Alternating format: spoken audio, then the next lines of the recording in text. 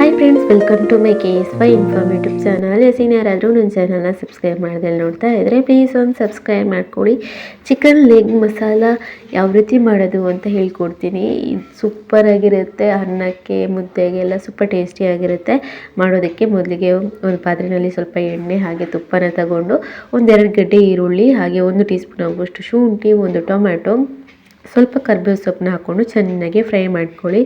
ಚೆನ್ನಾಗಿ ಫ್ರೈ ಮಾಡ್ತಾ ರುಚಿಗೆ ಎಷ್ಟು ಬೇಕಾಗುತ್ತೆ ಅಷ್ಟು ಉಪ್ಪನ್ನ ಹಾಕ್ಕೊಂಡು, ಅದಾದಮೇಲೆ ನಾವು ಚಿಕನ್ ಲೆಗ್ ಏನಿದೆ ಅದಕ್ಕೆ ಕಟ್ಸ್ ಎಲ್ಲ ಹಾಕ್ಬಿಟ್ಟು ಇದಕ್ಕೆ ಹಾಕ್ಕೊಂಡು ನೀಟಾಗಿ ಎಲ್ಲನೂ ಚೆನ್ನಾಗಿ ಮಿಕ್ಸ್ ಮಾಡಬೇಕು. ಇದಕ್ಕೆ ಒಂದು ಅರ್ಧ ಟೀ ಸ್ಪೂನ್ ಆಗುವಷ್ಟು ಅರಿಶಿನ, ಹಾಗೆಯೇ 1 ಟೀ ಸ್ಪೂನ್ ಆಗುವಷ್ಟು ಚಿಕನ್ ಮಸಾಲ ಹುಡಿ, ಮನೆಯಲ್ಲಾದರೂ ಮಾಡಿರೋದಾಗಲಿ ಅಥವಾ ಅಂಗಡಿಯಿಂದ ತಂದಿರೋದಾಗಲಿ ಚಿಕನ್ ಮಸಾಲ ಹುಡಿನ ಹಾಕ್ಕೊಂಡು ನೀಟಾಗಿ ಮಿಕ್ಸ್ ಮಾಡಿಕೊಂಡು ಒಂದು 5 ನಿಮಿಷ ಹಾಗೇ ಫ್ರೈ ಮಾಡ್ಕೊಳ್ಳಿ. ಅದಾದಮೇಲೆ ಅರ್ಧ ಲೋಟ ನೀರನ್ನ ಹಾಕ್ಬಿಟ್ಟು ಬೇಯೋದಕ್ಕೆ ಬಿಡಿ. ಅಷ್ಟೊತ್ತಿಗೆ ನಾವು ಇನ್ನೊಂದು ಮಸಾಲೆನ ರೆಡಿ ಮಾಡ್ಕೊಬೇಕಾಗುತ್ತೆ. ಹಾಗಾಗಿ ಅಷ್ಟೊತ್ತಿಗೆ ಇದು ಬೇಯ್ತಾ ಇರುತ್ತೆ.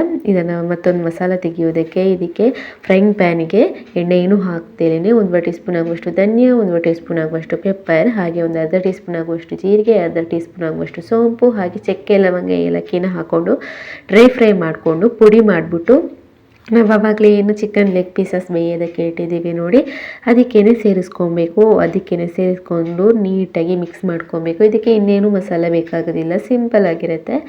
ಮಿಕ್ಸ್ ಮಾಡಿಬಿಟ್ಟು ಮತ್ತೆ ಒಂದು 10 ನಿಮಿಷ ಹಾಗೇ ಬೇಯಿಸಿದರೆ ಆಯಿತು. ಡ್ರೈ ಬೇಕು ಅಂದರೆ ಗ್ರೇವಿನ ಇನ್ನು ಥಿಕ್ ಮಾಡ್ಕೊಬೋದು. ಹಾಗೆ ಗ್ರೇವಿ ಇರಲಿ ಅನ್ನೋರಿಗೆ ಹಾಗೇನೂ ಇರ್ಬೋದು. ಸೂಪರ್ ಟೇಸ್ಟಿಯಾಗಿರುತ್ತೆ. ಮನೆಯಲ್ಲಿ ಒಂದ್ಸಲ ಟ್ರೈ ಮಾಡಿ ನೋಡಿ.